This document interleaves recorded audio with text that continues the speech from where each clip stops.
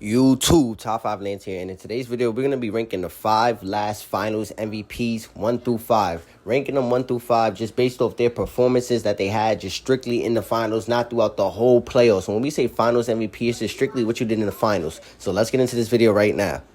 Coming up at number 5, I have Jaylen Brown. Jaylen Brown in the 2024 NBA Finals, he averaged 20 points, 5 rebounds, and 5 assists, and he shot 44% from the field, but he shot 23% from the field. But also, he provided elite-level defense, but just all around, too, he had a great team, so I just don't know if he was better than the 4 guys I have ahead of him, because those guys were leaders to their teams, and on this team with the Celtics, we arguably don't know if him or Tatum was the best player. You can really argue that, honestly, but Jaylen Brown got it. He was good defensively, and he was even good offensively. He closed games, and he was just great all around throughout the whole final series. So Jaylen Brown's at 5.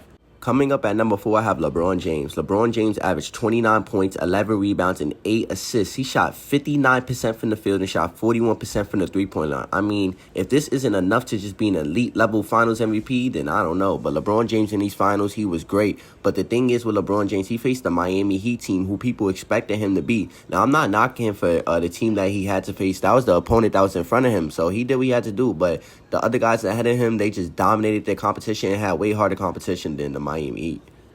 Coming up at number 3, I have Jokic. Jokic averaged 30 points, 14 rebounds, and 7 assists in just 5 games in the NBA Finals. He was amazing in this series. I mean, the Heat could not do nothing with him. He was like the best offensive player in this series by far. He generated open looks for everybody on his teammates. Also, Jamal Murray really played great in this series as well, so he did have a lot of help. But then again, too, they faced the AFC Heat. Now, again, not knocking for the competition, but when I look at the other 2 guys ahead of him, they faced way better competition, and they also played elite. So Jokic is at 3.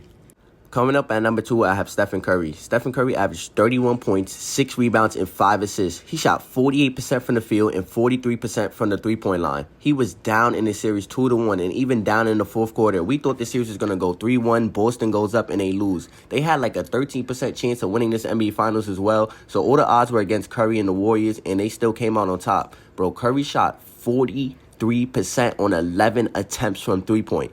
You know how amazing that is? This man was just amazing, just keeping the efficiency up. So definitely Curry at 2, and he claimed his first Finals MVP, and he was just amazing. Best player in this series, so fun. Definitely 2 for Steph Curry.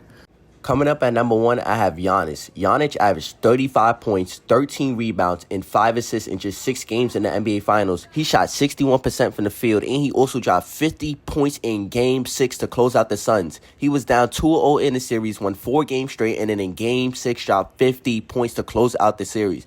If that was not a generational closeout performance, I don't know what is. Giannis was amazing. He was the best player out of the last 4 Finals MVPs I just named, and he also was the best defender. And I can't say he was the best offensive player, but his offense was still there, and he gave you elite level defense every single time. So Giannis not being at number 1 out of the rest of these Finals MVPs would just be me being biased if I didn't put him 1.